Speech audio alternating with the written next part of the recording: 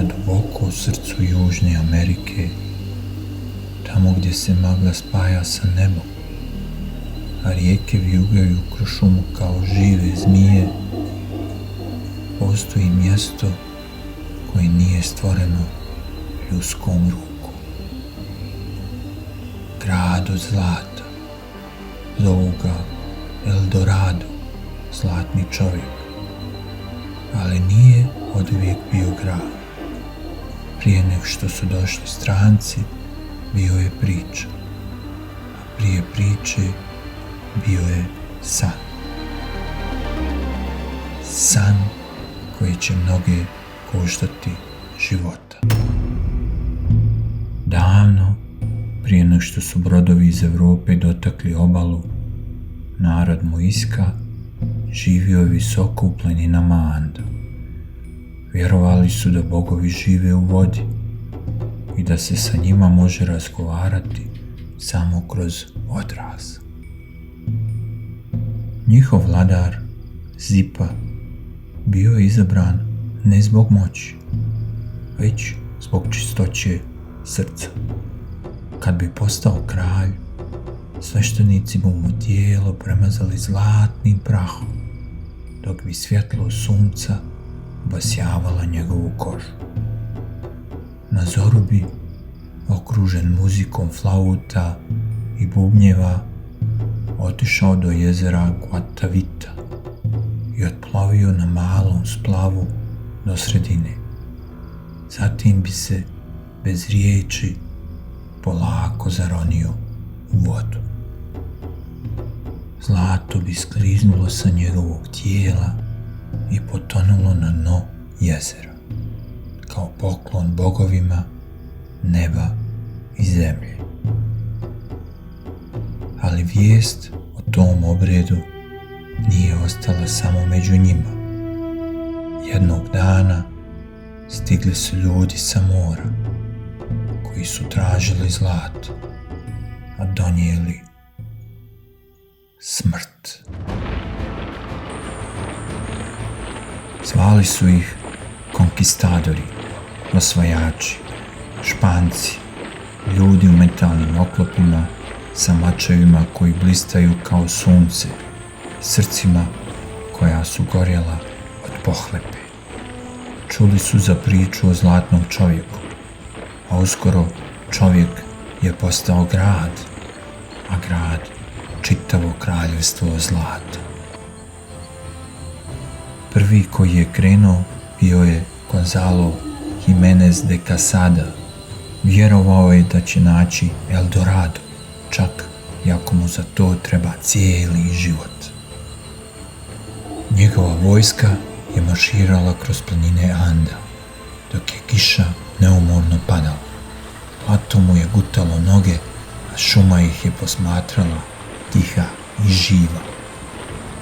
Ljudi su padali, konji su umirali, ali Quesada je govorio: Bog je sa onima koji traže bogatstvo. Ali možda Bog nije bio tamo. Dani su prolazili, a sunce se nije vraćalo. Noći su bile teške, a vjetar je nosio glasove koji nisu pripadali ljudima. Neki su govorili da džungla diše, da ima oči i da pamti sve koji kroče njeznim stazama. Vojnici su pričali da vide figure od zlata među drvećem, visoke, blještave, nepomične. Ali kad bi im prišli, nestajale bi, kao da ih šuma proguta. Nazvali su ih čuvari Eldorada, drevna bića koja čuvaju tajnu bogova.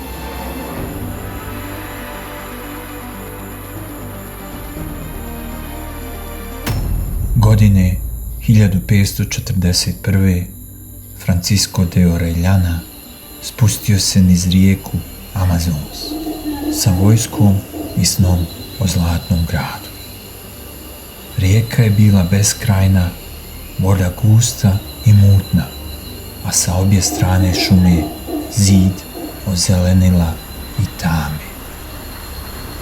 Kiša je padala bez prestanka, hrana je nestajala, ljudi su jeli koru drveća, a neki jedni druge.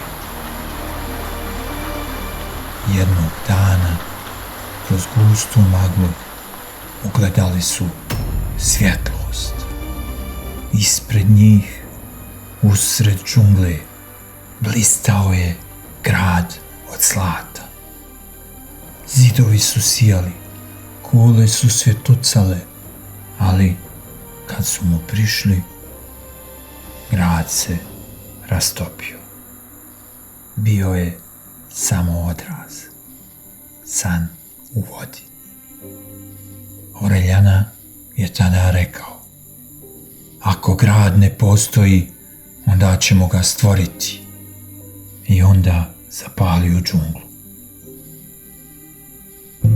Nekoliko godina kasnije pojavio se Lope de Aguirre, zvani El Loco, ludi. On nije tražio zlato, tražio je besmrtnost. Govorio je da mu se bogovi javljaju u snovima i da mu pokazuju put do Eldorada. Njegovi ljudi su sumnjali, ali su ga se plašili više od smrti. Kad bi neko rekao da želi da se vrati, Aguirre bi samo pogledao i tog čovjeka više niko ne bi vidio. Vojska je lutala mjesecima, neki su pobjegli, a kad su ga konačno pronašli, bio je sam, okružen mrtvima. Na kamenu pored njega mali zlatni kip čovjeka, na usnama osmijeh, u očima mu ludilo. Našao sam ga, rekao je i izdahnuo. Vjekovima su arheolozi tražili Eldorado. Kopali su jezero Guatavita, tražili po planinama Anda i ronili po dnu Amazona. Našli su zlatne figure, maske, kosti i svete predmete, ali grad nikada. I tada su shvatili ono što su drevni narodi znali od početka. Eldorado nije grad. Eldorado je iskušenje. Mjesto gdje čovjek traži zlato, a izgubi sebe. Kažu da kad sunce zalazi nad Andima, jezero Guatavita opet blista. Ako staneš na njegovu obalu i pogledaš u površinu, vidjet ćeš grad od svjetlosti. Ali ako pokušaš da ga dotakneš, nestaje. Jer Eldorado nije tamo negdje u džungli. Eldorado je u čovjeku, u njegovoj želji, u njegovom snu i u pohlepi koja ga može progutati. I zato kažu da se Eldorado ne traži, Eldorado bira.